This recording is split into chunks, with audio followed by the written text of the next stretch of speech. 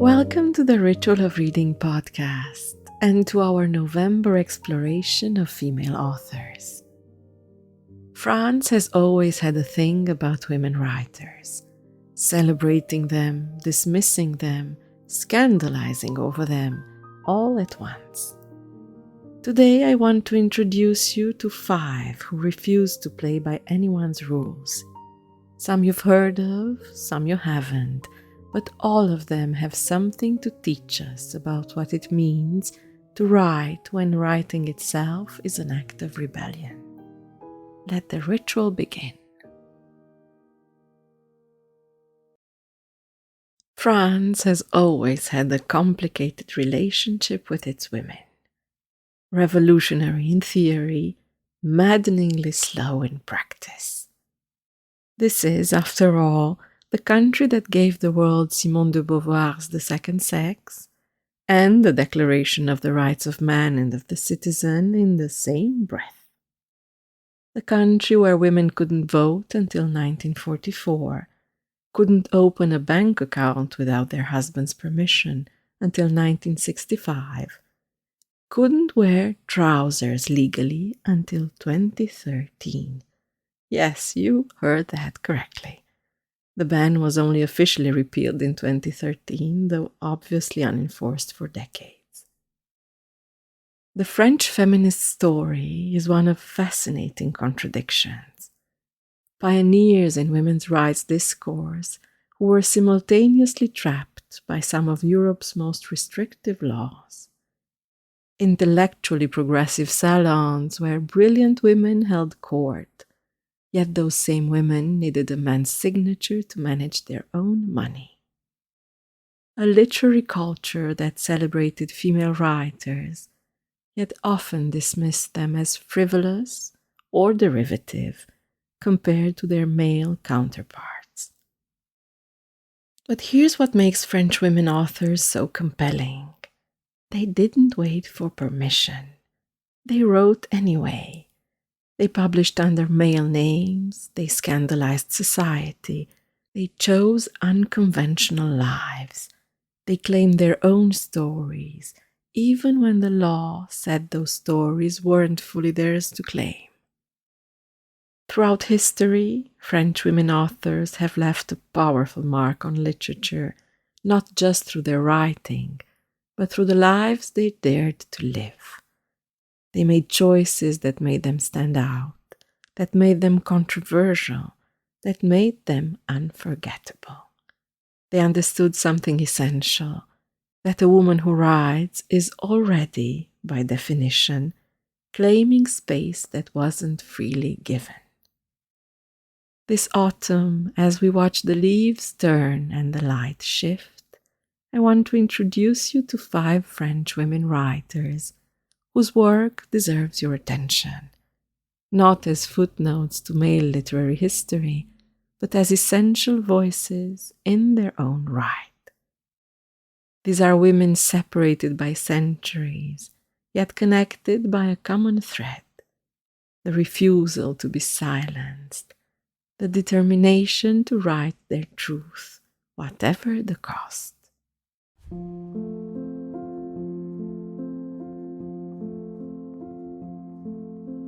George Sand, the woman who wore trousers. Before there was George Eliot, before there were the Bronte sisters publishing under male pseudonyms, there was George Sand, Amantine Lucille Aurore Dupin, who became one of the most prolific and celebrated writers of 19th century France by the simple expedient of signing her work with a man's name. But calling her choice simple would be a profound misunderstanding. Sand didn't just adopt a male pseudonym for publishing convenience. She wore men's clothing to access theaters and spaces forbidden to women. She smoked cigars in public. She took lovers openly, scandalizing Parisian society. She divorced her husband in an era when divorce meant social death for women. She chose freedom over respectability again and again, paying the price in gossip and scandal, but never in silence. What strikes me most about Sand isn't the scandal, though, it's the tenderness. Here was a woman who lived with such boldness, yet wrote with such gentle attention to the lives of ordinary people. While her contemporaries were chronicling Paris, Sand turned her gaze to the French countryside, to peasants and farmers, to matters of the soul rather than society drawing rooms. François le Champi is quintessential Sand, the story of a foundling child raised by a miller's wife, and the complicated love that develops between them as he grows to manhood. It's a novel about rural life, about the rhythms of the countryside, about love that defies social categories. Reading Sand now, I'm struck by how radical her empathy was. She didn't need to make her characters sophisticated to make them worthy of literature. She understood that a miller's wife could have as rich an emotional life as any Parisian lady, that a foundling could carry as much dignity as any nobleman. In an era obsessed with social hierarchy, this was quietly revolutionary. Sand wrote over 70 novels, countless essays, and 25 volumes of autobiography. She corresponded with everyone from Flaubert to Dostoevsky. She hosted Chopin and Liszt at her country estate. She lived exactly as she pleased, and she wrote exactly what she wanted to write. Start with François le Champi, and you'll understand why Flaubert called her a great man. Simone de Beauvoir, the rebel scholar. If George Sand scandalized the 19th century, Simone de Beauvoir rewrote the intellectual landscape of the 20th. Philosopher, novelist, essayist, feminist icon, and always, always complicated. The story most people know about Beauvoir is her relationship with Jean-Paul Sartre, the famous pact they made never to marry, to maintain separate apartments, to allow each other complete freedom. It's a story that both elevated her as a woman who refused conventional domesticity and diminished her as if her philosophical work was somehow secondary to her role as Sartre's companion. Even now, half a century after the second sex revolutionized feminist thought, Beauvoir lives slightly in the shadow of a great man. This is the paradox at the heart of Beauvoir's life. A woman who wrote the definitive text on women's oppression, yet whose own brilliance was perpetually measured against her male partner, who theorized women's freedom, yet whose choices were endlessly scrutinized and judged, who declared one is not born but rather becomes a woman, yet couldn't fully escape being defined by her relationship to a man. Memoirs of a Dutiful Daughter takes us back to the beginning, before Sartre, before fame, before philosophy. It's the story of her childhood and adolescence in bourgeois Paris, her intellectual awakening, her gradual rebellion against everything she was raised to be. The dutiful daughter of the title is both who she was and who she refused to remain. What I love about this memoir is how honestly Beauvoir examines her own formation. She doesn't present herself as naturally rebellious or innately feminist. She shows us the slow process of waking up, of questioning, of choosing to become someone different from what her family and society expected. She was dutiful until she decided she wouldn't be anymore. Reading Beauvoir now, I'm less interested in her relationship with Sartre than in her relationship with herself. How she forged an intellectual life against enormous odds. How she claimed the right to think and write and be taken seriously. Françoise Sagan, the Night Queen of Paris. Françoise Sagan published Bonjour Tristesse at 18 and became an instant sensation and an instant scandal. The novel, about a cynical teenager who sabotages her father's relationship, was called immoral, corrupting, dangerous. Critics dismissed it as frivolous. The literary establishment clutched its pearls. Sagan didn't care. She bought a Jaguar with her earnings and crashed it. She gambled in casinos, attended every party, lived the life of Parisian nightlife excess. She wrote quickly, seemingly effortlessly, publishing novel after novel that the critics continued to dismiss as easy literature, as if clarity and readability were flaws rather than achievements. Here's what I've learned about Sagan. The critics were wrong. They mistook her lightness of touch for lightness of substance, her elegant simplicity for simplicity of thought. They couldn't see past the glamorous persona to recognize what she was actually doing, creating perfect, precise snapshots of Parisian society, capturing the emotional lives of people who appeared sophisticated, but were, underneath it all, desperately lonely. For me, there isn't a more Parisian read than a Sagan novel. Not Balzac's grand social architecture, not Zola's sweeping naturalism, but Sagan's intimate portraits of beautiful people in beautiful apartments, having beautiful affairs, and feeling, despite everything, empty. She understood post-war Paris in a way no one else did. The glamour that was also desperation, the freedom that was also aimlessness, the modernity that left people unmoored.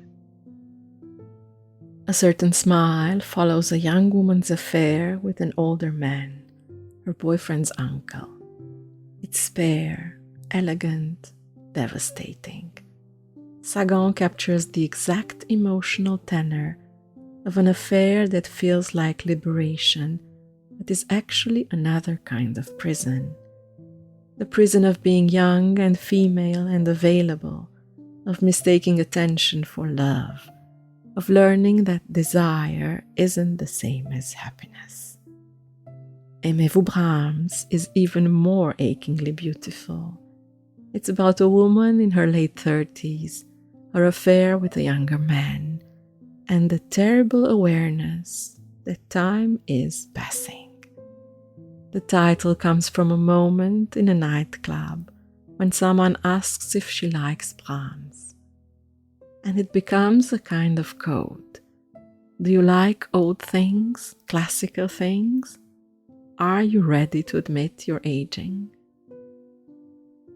Start with either of these novels on an autumn evening when the light is fading and Paris feels very far away or very close, depending on where you are and what you're looking for. Let Sagan take you to cafes and apartments and nightclubs where everyone is beautiful and sad and trying so hard to feel something real. Let her show you that easy literature can cut right to the heart of things, that simplicity is its own kind of sophistication. Muriel Barbery, the poet of contemporary Paris. While Sagan captured mid-century Paris, Muriel Barbery captures something more elusive. Contemporary Paris as a dream, a meditation, a floating essence above the city streets. Her novels don't walk through Paris, they drift above it, catching its volatile spirit in carefully chosen words. I need to be honest with you, my love of Muriel Barbery begins and ends with her language. Barbery writes what I consider the most beautiful version of contemporary French. Her prose has a particular quality, almost musical, where each word feels inevitable, yet surprising. Reading her in French is like listening to someone play an instrument they've mastered so completely that the technique becomes invisible, leaving only the pure expression of thought and feeling. The Gourmet Rhapsody, Une Gourmandise in French, is about a food critic dying, trying to remember one perfect taste from his past. It's a slim novel, more novella than sprawling epic, but within its pages, Barbery creates an entire philosophy of taste, memory, and beauty. Each chapter is a different remembered flavor: oysters, pastries, tea, and each becomes a meditation on life itself. Reading Barbery requires a particular state of mind.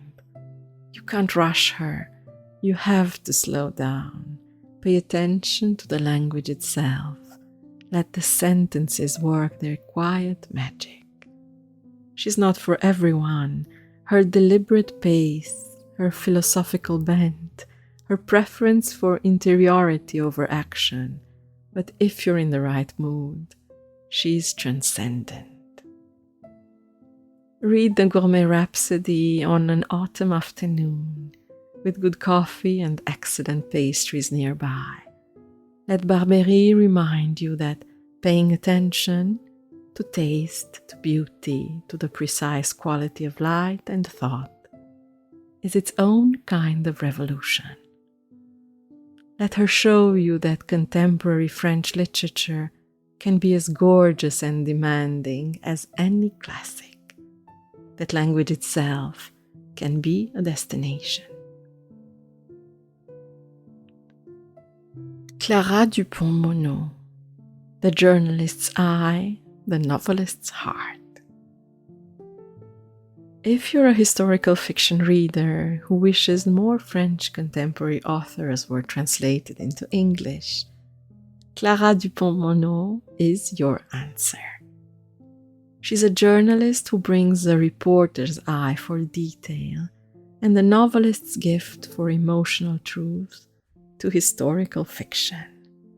That combination, the precision of journalism, the research of a serious historical novelist, the prose of someone who understands that beauty and accuracy aren't enemies, makes her work utterly distinctive. The Revolt, La Révolte in French, is her take on one of history's most dramatic family conflicts. The attempt by Henry II Plantagenet's sons to overthrow their father, orchestrated by none other than Eleanor of Aquitaine. Eleanor, my beloved Aliénor, the Duchess of Aquitaine who became Queen of France, then Queen of England, who went on crusade, who bore 10 children, who spent 16 years imprisoned by her husband, who outlived all but 2 of her children, and died at 82, having shaped the political landscape of Europe for nearly a century. If ever there was a woman who refused to be silent, it was Eleanor. Dupont-Monod brings Eleanor to life not as the mythologized queen of historical romance, but as a complex political actor, a mother navigating impossible choices, a woman wielding what power she could in a world that wanted to contain her. She understands medieval politics deeply enough to make the power struggles feel real and urgent, but she never loses sight of the human beings caught in these grand historical movements.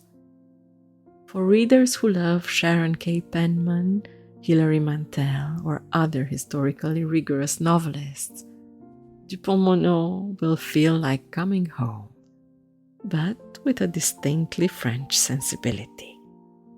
Her prose is elegant without being ornate, her pacing deliberate but never sluggish, her attention to detail meticulous but never overwhelming. Read The Revolt when you want to be transported, not just to another place, but to another time, when you want history to feel alive rather than distant, when you want to meet Aliénor of Aquitaine again and see her through fresh French eyes. Let Dupont-Monod show you that historical fiction can be both intellectually serious and deeply moving, that scholarship and storytelling aren't opposed, but complementary. 5 women separated by centuries and circumstance, yet connected by something essential: the determination to write their own stories in a country that was both ahead of and behind its time on women's rights. What strikes me reading these women together is how each had to negotiate her relationship to French literary culture differently. Sand had to become Georges to be taken seriously. Beauvoir had to live in Sartre's shadow, even as she produced work as significant as his. Sagan had to endure being dismissed as frivolous. Barbery has to resist the contemporary pressure for plot-driven narratives that leave no room for linguistic beauty. Dupont-Monod has to navigate a literary culture that sometimes looks down on historical fiction as less serious than contemporary realism. But they all persisted. They all found ways to write what they needed to write, to say what they needed to say. They understood that being a woman writer in France meant being always slightly in opposition to tradition, to expectation, to the male-dominated canon. And they wrote anyway. This autumn, as you settle into shorter days and longer nights, as you pull out your favorite blanket and brew your favorite tea, consider spending time with these women. They have different things to offer, but they're all essential voices in French literature. And here's the wonderful thing: you don't have to choose. You can create your own reading journey through French women's literature, following your curiosity and your pleasure. Start with whichever author calls to you. If you love the countryside, begin with Sand. If you're drawn to intellectual life, start with Beauvoir. If you want glamour and heartbreak, choose Sagan. If you crave beautiful language, pick up Barbery. If historical fiction is your passion, Dupont-Monod awaits. These women didn't write for posterity or academic study. They wrote because they had to, because silence was impossible, because the alternative was a kind of death. They wrote to tell us, you can refuse to be silent. You can claim your story. You can write your truth, whatever the cost. This autumn, let them show you how.